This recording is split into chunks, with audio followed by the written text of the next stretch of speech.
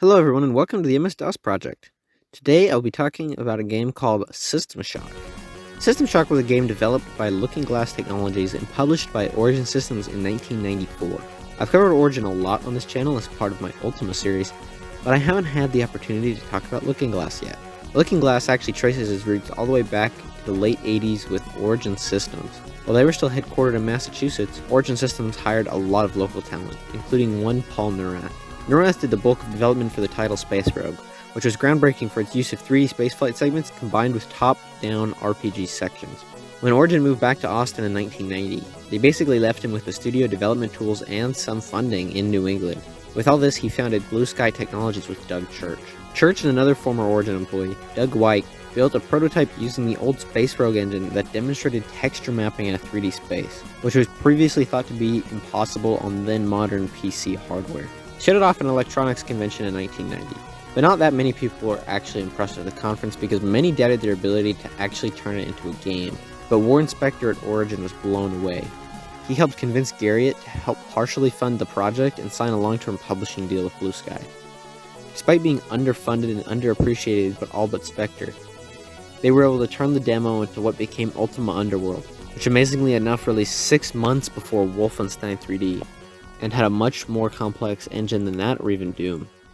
They went on to merge with another development studio named Lerner Research and rebrand to Looking Glass Technologies. They quickly made a second Ultima Underworld game, but while producing it they already had started cooking up ideas for the next major project. It's at this time that the concept for System Shock really started to take shape. The team had pretty much started to feel burnt out from making dungeon crawlers at this point, but still loved the immersive type of gameplay that the Underworld games offered. Eventually, they settled on a futuristic setting for the game, and while it was originally going to be based off of the Wing Commander universe, they soon abandoned that premise altogether, allowing them full creative freedom to work in their own new setting. What's really interesting about the development is they started off not with a plot or even gameplay, but pictured small gameplay scenarios. Doug Church gave an example, quote, "You hear the sound of a security camera swiveling, and then the beep of it acquiring you as a target, so you duck behind the crate, and then you hear the door open, so you throw a grenade and run out of the way." Each of these documents only hinted at a game system, and instead showed how a player could react to possible situations within the game. It was in these early conceptual stages, along with the Underworld games, that the concept of an immersive sim was really fleshed out. What's an immersive sim? Simply put, it's a game that instead of presenting you with simple puzzles and very specific scripted situations, builds out the general systems and levels and allows the player to create and react to different situations in their own way. Really, it's just doing Breath of the Wild, but in the early 90s. For System Shock, they tossed out the Underworld engine and started from scratch. The new engine was capable not only of texture mapping, but also sloped surfaces and variable light levels with light-emitting objects. Not only that, but the character was free to look in all directions, as well as crouch, lean, and crawl about. This combined with an immersive physics engine that affected everything from player motion to weapon recoil and thrown objects really helped dial up the immersion for the game just within the engine. They even planned to have 3D modeled enemies, but had to settle for sprite-based ones because of time and budget constraints. Around the time of the game's launch, they had a TV spot, which was really kind of strange considering that even Origin's biggest titles around the time of Wing Commander and Ultima did not get commercials. Just see for yourself. There's no time to rest when your foe doesn't sleep. System Shock by Origin successfully weaves adventure and action to create a novel science fiction challenge. Marvel at the first-person, 3D, smooth-scrolling viewpoint as you jump, lean around corners, look up and down, crawl, and even fly in rocket boots. Experience the most sophisticated physics system in a computer game, complete with variable gravity, recoil, and explosions. Listen to the new dynamically layered music system while viewing realistic illumination effects. System Shock released in 1994 to massive critical praise. PC Gamer said that it, quote, unquestionably raises computer gaming to a new level. And even the Boston Herald said that the game, quote, set a new standard for computer games with this combination of action and puzzle solving, close quote. Although its sales were moderate at around 170,000 copies, the game sold enough to keep Looking Glass afloat.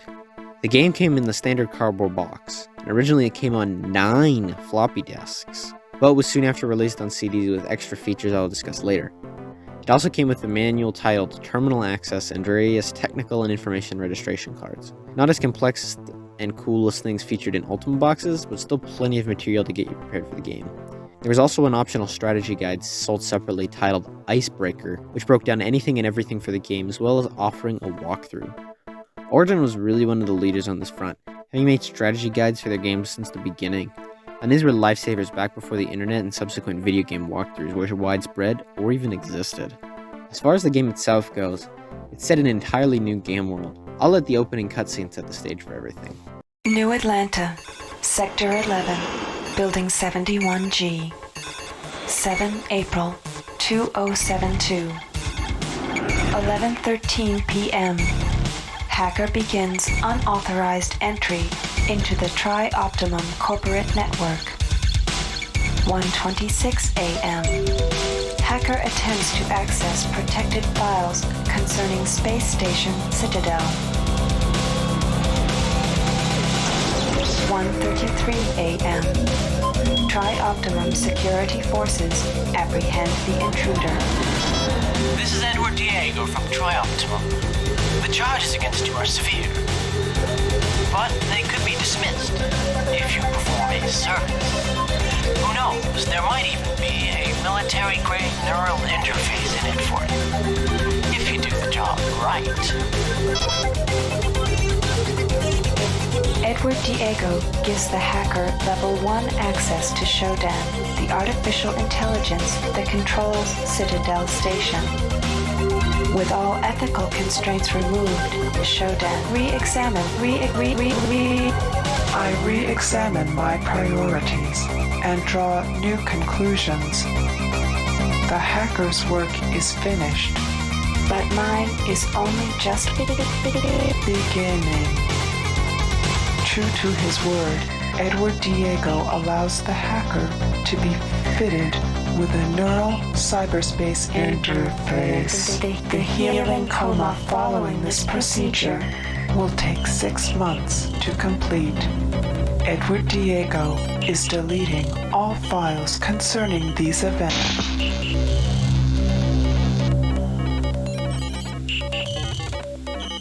That really is all the information you're given on the plot and your character to start, but you soon start to discover more as you explore and play through the whole game.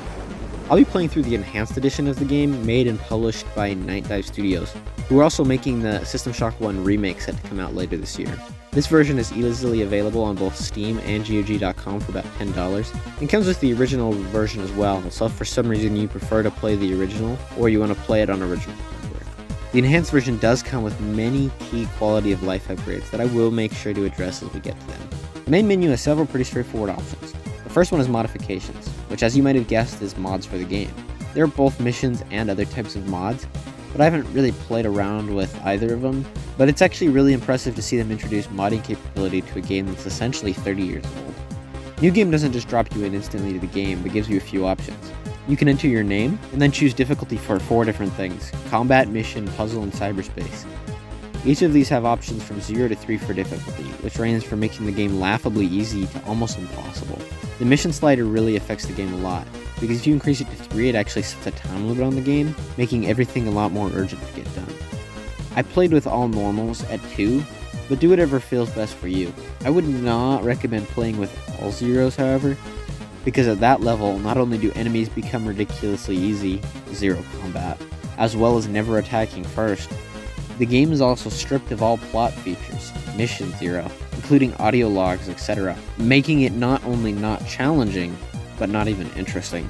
The load game screen lets you choose to load up one of your previous saves. The game gives you a decent number of them, so be sure to save very often and to name them accurately in order to avoid confusion. Options takes you to a fairly complicated and modernized options menu, which lets you change everything from key mappings to video and audio settings, and the credits and quit game buttons show the game's credits and exit the game respectively. Once you do start up a new game, the very first thing you'll notice is the interface.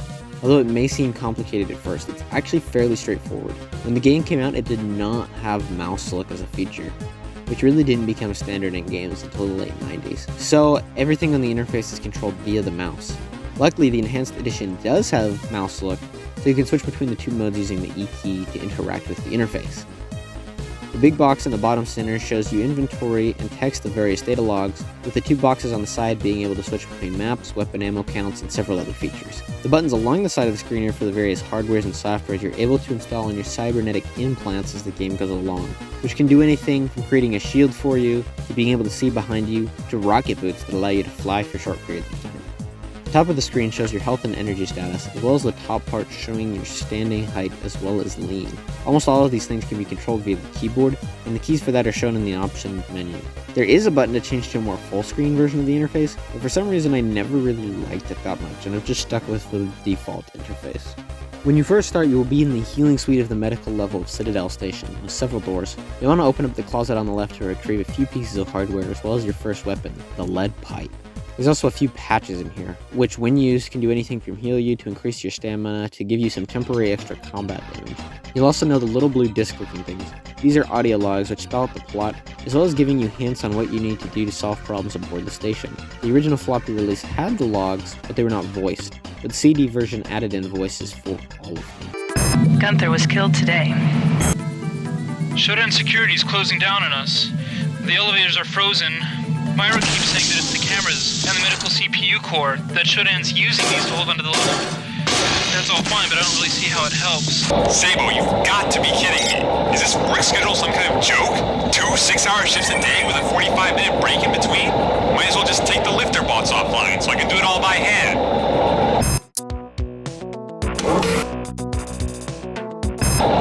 Sabo, Aubrey again. Why are these bots rebuilding the storage rooms? And why so many repulsor limbs? Has McLeod authorized all this? You said Shodan was acting a little strange lately.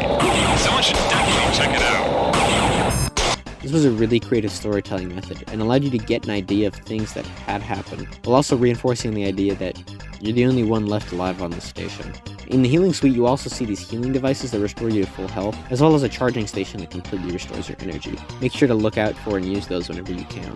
You quickly find out that not only is the station's AI, Shodan, gone rogue, mostly because of you, but she's performing genetic experiments on the station, producing mutated creatures as well as cyborgs powered by the remains of dead crew members. So as the game progresses, you battle a wide variety of enemies, from giant robots to cyborgs to weird mutants, each with their own strengths and weaknesses that you need to find out. This is complemented by a wide arsenal of weapons, from the trusty lead pipe to more traditional guns and even energy and laser pistols. Learning how to use these is essential to progressing through and eventually beating the games. An interesting feature of the traditional guns is that almost all of them have 2 different ammo types you can use, each with their own unique effects. The energy weapons, on the other hand, have a slider that allows you to modify how powerful each shot is. More powerful shots will do more damage, but they also use more energy and overheat faster. In addition to the wide range of guns and a few melee weapons, there's a bunch of different grenades, which you actually throw at enemies using the physics engine. By default, you attack with the right mouse button and interact with things with the left, but this can be modified in the options menu. From time to time, you will run into doors or other areas blocked with these little panels next to them. They house 2 different kinds of puzzles. This plus an X-type one, and this wire one. Solving them will help you to be able to progress through the game and get access to new areas. One of the 4 difficulty sliders affects how difficult these puzzles are to solve. Oftentimes the puzzles in the game are more organic, such as, how do I get over there, or how do I get past this particular enemy? This open-ended type of gameplay ensures that everyone's game is different, and adds a lot of replayability to the game. Another key feature of the game is the cyberspace segments. When you find one of these cyberspace jacks, you can click on them and enter the cyberspace in that area. You travel through cyberspace in a 6 degrees of freedom vector 3D area with controls that are really funky. Honestly, I have them down because I've played the game enough, but they're really odd to get the hang of first. It also can be kind of hard to find your way around because there's not solid walls, so whenever you have to travel between rooms, it can be kind of tough to figure out where you need to go. In cyberspace, there are enemies you have to fight off, and also these floating squares, some which contain data you can read in the normal world, and some which give you additional access or open doors elsewhere. There's also boxes which install games on your interface, anything from Pong and Missile Defender clones,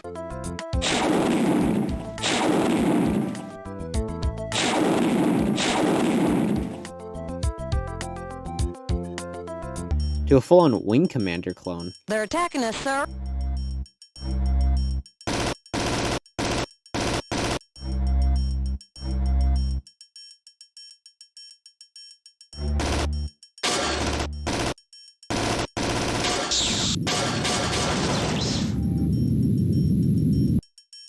If you can avoid cyborgs and mutants for 30 seconds, you can spend a long time just playing these mini games within the game itself. As you progress through the levels, you'll find doors, including elevators, that say they are blocked by Shodan level security. To decrease Shodan's security presence, you need to destroy cameras and CPU nodes on each floor. Of course, Shodan doesn't really like this. Enter that room in insect, and it will become your prey.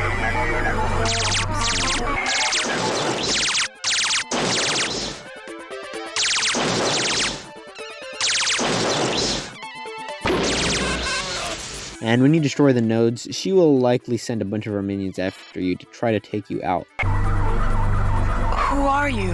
The computer nodes can be repaired, but you... Who are you?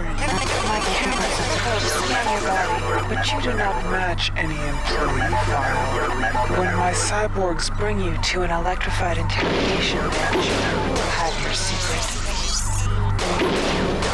know about pain. And yes, you will die a lot in this game, even at normal difficulty. But luckily there's a way to keep you from having to save every 30 seconds and see that creepy death screen.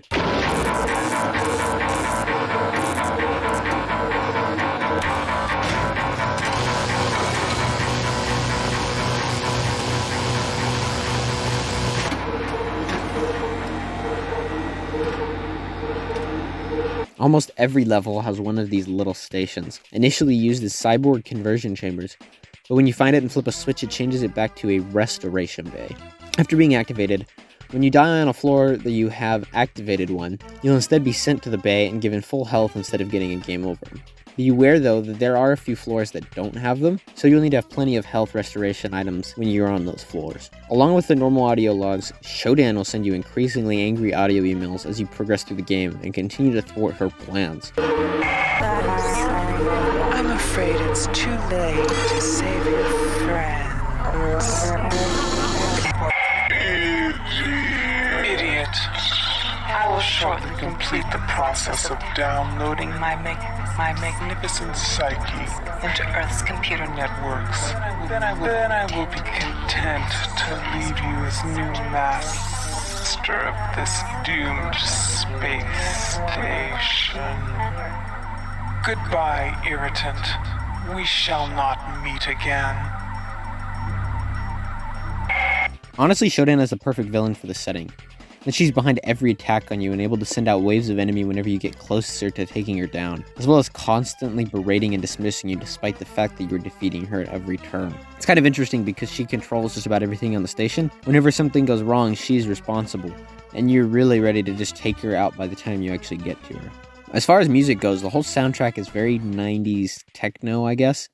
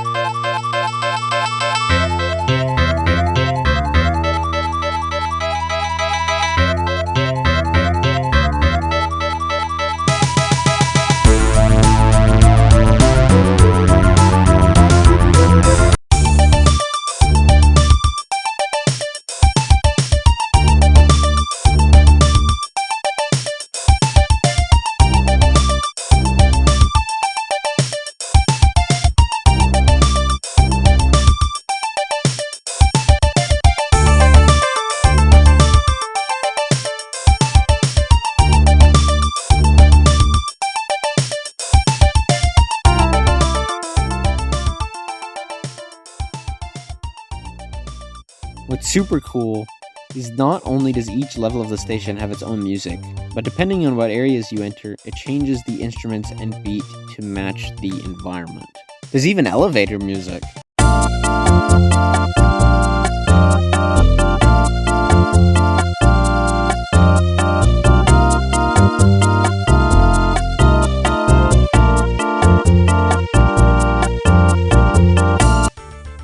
Graphically, everything holds up pretty well. It's easy to tell apart enemies even at a distance, and the many 3D textured objects add a lot to the environment.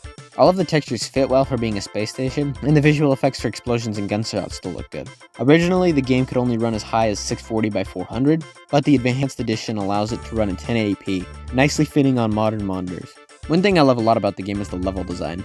Each level has a certain function on the ship, from medical to engineering to the flight deck, and the rooms and designs of each of these levels reflects their use. Not only that, but each of them actually fit together in a way that makes sense and looks like the several images you see of Citadel Station throughout the game. Between this and the fact that you have to travel between several levels multiple times throughout, makes the station really feel like somewhere that had a real function before the disaster, instead of just levels designed to give you a challenge. Additionally, the advanced, for the time, engine allows for rooms on the same level to be stacked on top of each other, as well as things like bridges over lower rooms, etc., something that definitely was not possible in the Doom engine.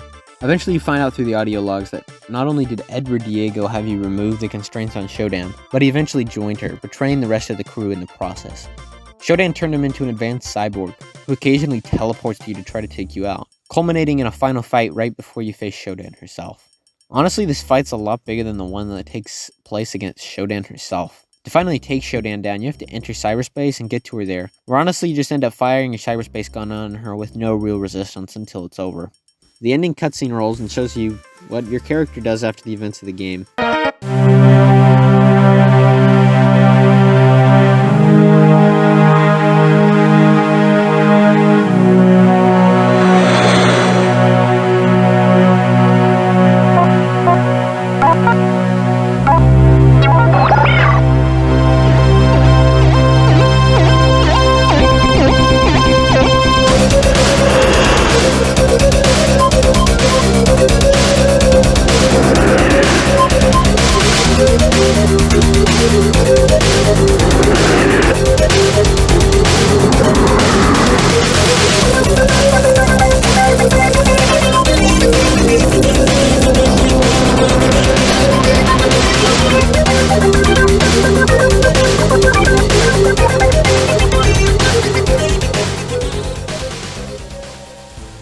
Eventually, you get shown a cool stats screen before the credits roll. It took me a little over 7 hours to beat it, but on subsequent playthroughs it should take less time. I also like seeing the stats on regenerations and kills, because it shows you how good, or not good, you were at the game. And that's it for System Shock, the first one at least.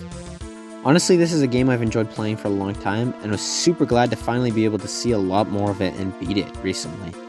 I really love the combination of intriguing plot, action, and problem solving that all mesh together really well. Besides the semi-awkward controls which have really been remedied by the Enhanced Edition, the game is almost perfect. While the original System Shock may not have been as massively popular and successful as games such as Doom that released around the same time, it was extremely influential. Not only did it get a direct sequel in 1999, which was massively popular, but helped build a whole genre and style of games. Games from Thief to Deus Ex and even Breath of the Wild can trace their pedigree back to System Shock and the Ultima Underworld games. I wholeheartedly recommend this game to anyone and everyone, and especially those people who are fans of later games inspired by System Shock such as Dead Space or other immersive sims, or even those that have played the second one but not the original. The Enhanced Edition removes most of the barriers to entry, and because of those improvements it moves from a cautious recommendation to a must-play in my book. I'd like to thank you all so much for taking the time to watch this video and hear my thoughts about System Shock. I'm working my hardest to have a more consistent upload schedule, and I am still working on my series of Ultimate reviews. If you're interested in seeing more of these videos, feel free to subscribe. I also plan on reviewing System Shock 2 in the near future, so if you're interested in hearing about that game, look forward to that.